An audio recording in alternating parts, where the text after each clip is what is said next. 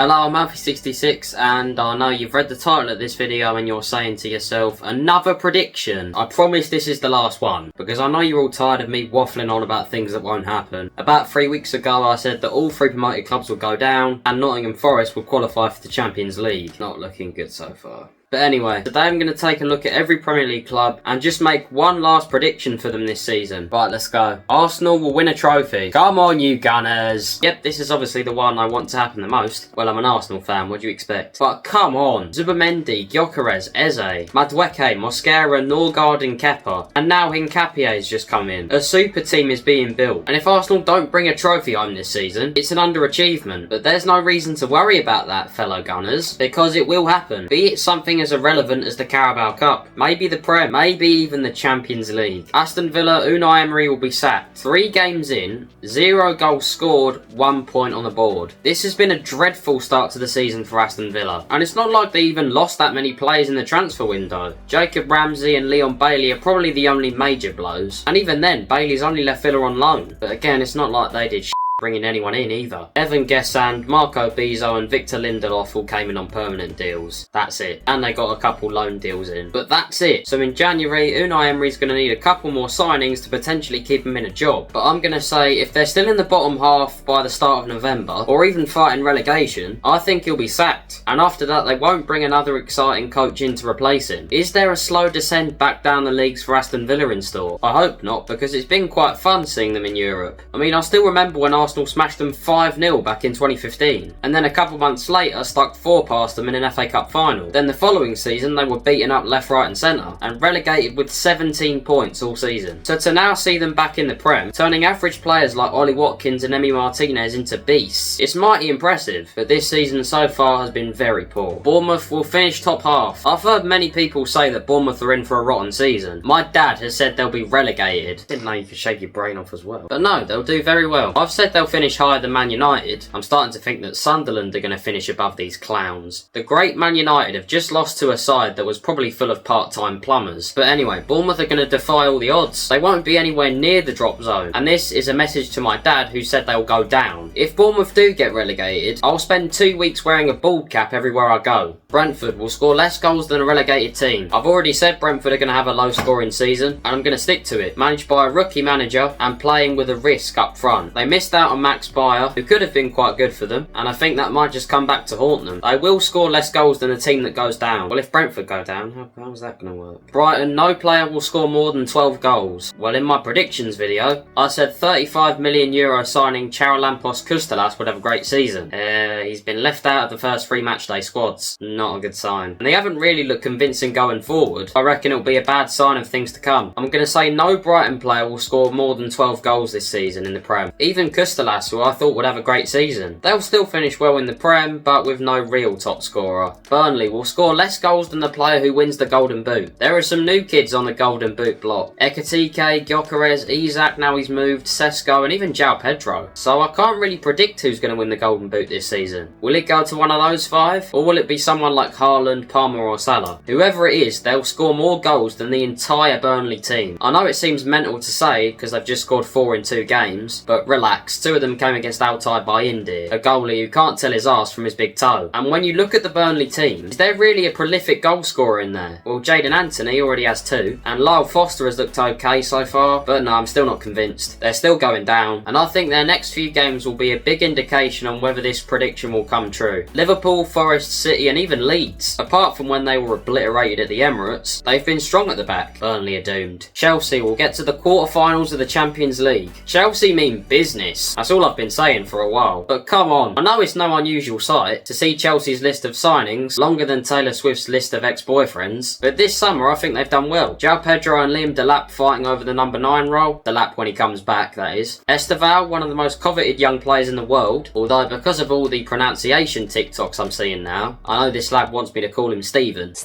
and more quality young players in Jorrel Harto and Jamie Gittins. They've got themselves a team capable of a title challenge, but their Champions League group games are not easy at all. First they have to go back to Munich. I should imagine the Bavarians will all be getting flashbacks to 2012. Benfica and Ajax, not easy. Karabag, okay, that's a game that Maresca's surely going to start a bunch of kids for, and they'll still win it. Same with Paphos, but they've also got Barcelona, Atalanta and Napoli to face. But I think they'll do well, and when they qualify for the knockout stages, they'll get at least as far as the quarterfinals, just a year after they won the Conference League, winning a trophy that West Ham won. By the way, they won the Conference League in a stadium that now belongs to a second-tier club. Yes, my favourite team from Poland, Śląsk Wrocław, were relegated from the Ekstraklasa last season, just a year after they finished second. Wow, what a fall. Crystal Palace will win the Conference League. Speaking of the Conference League, Crystal Palace are going to win it. Does it really seem that outlandish to say they're going to win it just because it's their first time in a European competition? No, I don't believe it's that outlandish. Just look at who they have in the group stages. AZ Alkmaar, Dynamo Kiev and Strasbourg are the only games they have to be slightly worried about. I think Palace will play either one of Strasbourg or Fiorentina in the final if they get there. But look at the other three games in the league phase. First off, you've got jet ski drivers from Cyprus, then some team from Dublin, a team that will be late to the game because the goalkeeper's had to go back and milk one of his cows, and finally a group of shepherds from Finland, a team that no doubt have a snowman as the manager. Come on, these guys are too good for the Conference League. Chuck them into the Europa League, where they probably should be, then you've got some real competition. But no, the Conference League, they'll brush through the group stages, smash through the knockout rounds and win the whole thing. And to prove it, I've got a friend who's a Crystal Palace fan. If they don't get at least as far as the semi-finals, I'll get her to throw 30 bananas at my face. Everton, Jack Grealish will get 20 plus goal involvements. What a start to the season Jack Grealish has had. This loan spell's already reminding me of when Jesse Lingard spent 6 months at West Ham and looked brilliant, escaping high expectations in Manchester for a mid-table club and looking great. Grealish has grabbed 4 assists in 2 games already, and I think he'll keep this form up. I'm going to say he'll get 8 goals and 15 assists by the end of the season. Just you watch. But he must not, I repeat, must not return to Man City. When Lingardinho returned to Man United after his good spell at West Ham, he didn't play well, and give it a year, he was pocketing 100k a week on the Nottingham Forest bench. So Grealish, I reckon, should get a permanent deal at Everton by next summer. Fulham will get knocked out in the FA Cup 3rd round. I think Fulham are in for a sloppy season. They've got absolutely no goals in their team. Neither Raul Jimenez and Rodrigo Muniz are really that good. Maybe Jonah Asare can turn into a good striker this season. But other than that, no goals. And that's going to haunt them in the Premier League. They scored 2 goals in 3 games. Well, it should have been 3. That Josh King goal against Chelsea should have stood. But no, because the referee had Robert Sanchez in his fantasy team, he chalked it off. Still, Fulham are in for a disappointing season. And I think they'll get dumped out in the FA Cup 3rd round. Be it against Arsenal, Chelsea, Liverpool, or even someone in a lower league, like a West London derby defeat to QPR. No FA Cup for Fulham. Leeds will keep the most clean sheets for a bottom half team. Yes, I know this does seem outlandish, considering they were just carved apart at the Emirates, conceding twice to Victor Gyökeres. Honestly, after the way he was treated after that opening day game against Man United, you'd swear Arsenal had just bought the second coming of Yaya Sanogo, and that's not a fate you would wish on anyone. God, if I were to see him back in an Arsenal shirt now, I'd seriously start throwing up everything I'd eaten for the past month. But other than that 5-0 defeat, Leeds have been strong at the back, and I think Leeds will carry it on. Their defence looks strong so far, so if they can keep it that way, I think that goalkeeper Lucas Perry will register the most clean sheets for all the teams in the bottom half of the table, because let's be honest, they're not going to finish top half. They've looked convincing, but no top half. Liverpool will win the league on the final day. Okay, I'm not really sure what to make of Liverpool. I was going to say that Florian Wirtz will flop, but it's 3 games into the season, and although he hasn't looked particularly great, he's got loads of time to progress. So instead I'm going to say what everyone thinks is absolute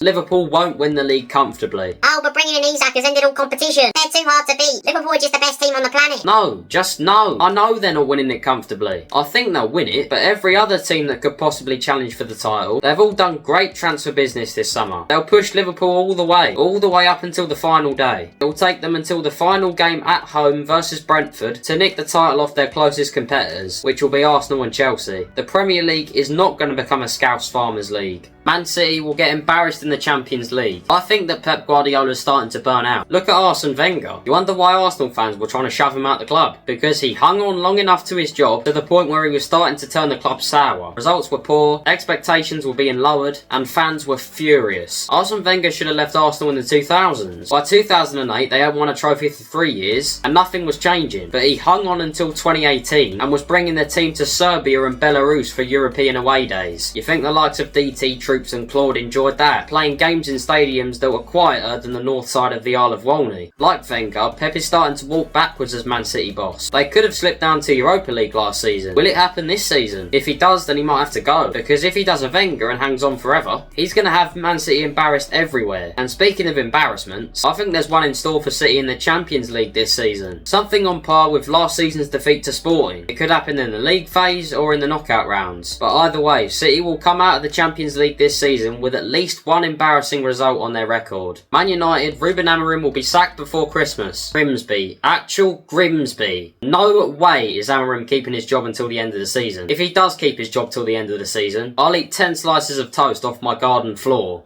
Newcastle. Nick Voltemada will score 15 plus goals. Yes, another quite outlandish one. This fella only scored 12 goals in 29 games for Stuttgart last season. And I'm predicting that he's going to come to the Premier League and immediately challenge for the Golden Boot. Yes, Alexander Isak only scored 6 goals in 32 games for Real Sociedad before he moved to the Magpies. And now he's just got a British record deal to Liverpool. Well, only after crying like a stubborn child who's just been told he can only have ice cream after he eats his carrots. I think Wieser and Voltemada will be a great pair of strikers as Newcastle turn their season around. I'm going to say one of Wieser or Voltemada will score on their debut at home against Wolves after football returns. Nottingham Forest will get to the quarterfinals of the Europa League. Yep, another quarterfinals prediction. Forest finishing August with a 3-0 defeat to West Ham was truly embarrassing.